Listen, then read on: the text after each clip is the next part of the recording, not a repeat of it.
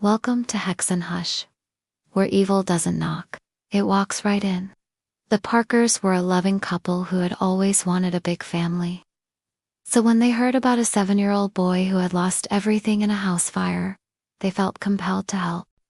Although there were rumors that something strange had happened to his parents, the agency believed that it was best to place Eli with a foster family while they sorted things out. So the Parkers took in a quiet boy who lost everything.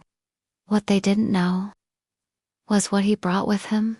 Over the next few days, they tried to make Eli feel at home. But although he was polite and well-mannered, he was still very quiet. The boy never smiled once, even during their nightly family movie time. And when the Parkers' pets would walk past him, they'd shake their heads and walk away. What would you do if your pet suddenly avoided your child? Let us know below. A week turned into 2, and Eli started spending most of his time staring at dark corners of the house. Then one night, Mrs. Parker woke up to the sound of whispering voices. When she asked Eli the next day if he knew what she was talking about, he simply replied, "Who was that?" But the whispers continued each night, and soon the family dog, Buster, was found dead in the backyard. The vet said that there was no way of telling how or why he died. It was almost as if he just dropped dead of an unknown illness. Then Eli finally spoke his first words. They didn't want to listen either. After that, things started to go from bad to worse. Mr. Parker began having nightmares, while Mrs. Parker continued hearing footsteps in the attic whenever Eli went to sleep. Then she noticed that her son had begun drawing pictures of fire and death. And in the corner of one picture, she saw a strange upside-down symbol. If this story is creeping you out, hit like. It helps more people find Hex and Hush. Subscribe for weekly horror like this. And check out our other stories when you're done here. At first, Mr. Parker insisted that it was just trauma.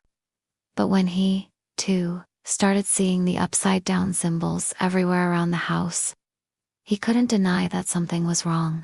Still, he refused to believe that anything supernatural could be happening until the night that he heard the whispers. That's when Mrs. Parker decided that she'd had enough.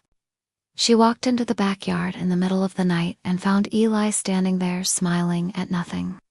Would you trust your gut, or try to rationalize it? Drop A if you'd run. The next day, Mrs. Parker called the agency. They told her that they could untake Eli back, because they were still waiting on his birth records. But when she pressed them for answers, they admitted the truth. The fire that killed his parents wasn't an accident.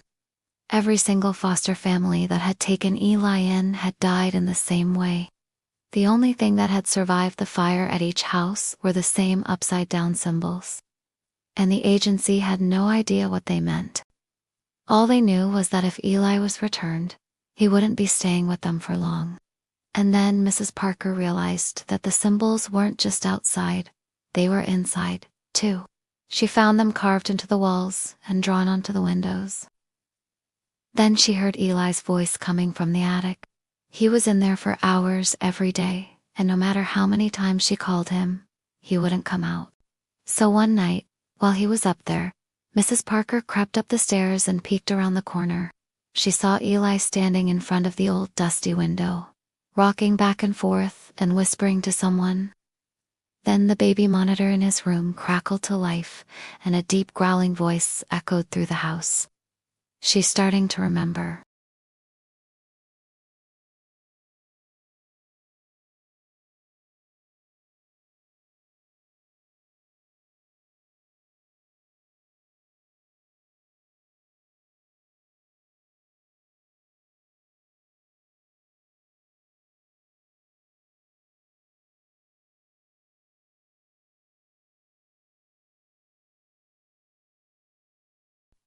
In the morning, Mrs. Parker called the agency again. They promised to send someone that afternoon. But when she left the house to meet them, she tripped over something in the yard. It looked like a doll, but it was made out of sticks and leaves. And in the center was a carving of the same upside-down symbol she had seen everywhere else. Then she felt something hot trickle down her neck. She turned around to see Eli standing there with a twisted smile on his face. "It's time for me to go home," he said. As she watched in horror, the house burst into flames, just like the house in the pictures. Then, she saw Eli standing calmly in the flames, untouched by the fire. He mouthed one word, "I'm home." Months later, the social worker who had come to pick up Eli was talking to a colleague on the phone. "He's such a quiet child," she said. "Poor thing's been through so much. I just know that this family will love and care for him. They seem like the perfect fit. We'll check in on them in a few weeks." Then she hung up and stepped into the living room, unaware that the little boy she had just placed in the family was sitting on the floor drawing a picture of a fire. Not every child is innocent, and not every home can be saved. If this story shook you, hit like, subscribe, and drop a comment below. And now, it's time for a brand new scary story. Watch next.